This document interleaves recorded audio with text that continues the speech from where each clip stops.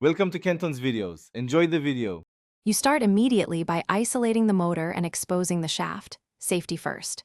Once done, attach a reflective tape or pick a flat spot so the optical tachometer reads cleanly. Make sure your instrument is set to the correct RPM range and that batteries are fresh. A misrange produces garbage data. Use a clamp meter only if you measure electrical frequency. More on that next.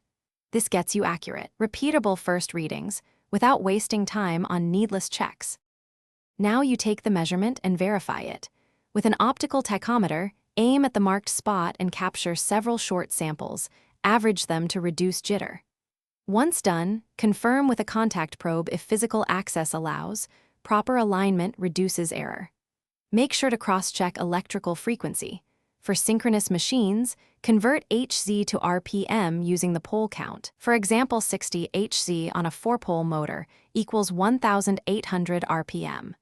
If readings disagree, compare mounting and sampling methods. Finish by recording stable RPM under the real load condition and also no load. This shows performance range. Once done, check supply voltage and temperature because voltage sag or hot bearings can change speed. If readings drift or are noisy, make sure belts aren't slipping, couplings are tight, and the tachometer's reflective mark is secure. These are common causes. Finally, repeat measurements to confirm consistency and log values, with conditions for future troubleshooting and trend analysis. Thanks for watching. Consider subscribing if we helped you.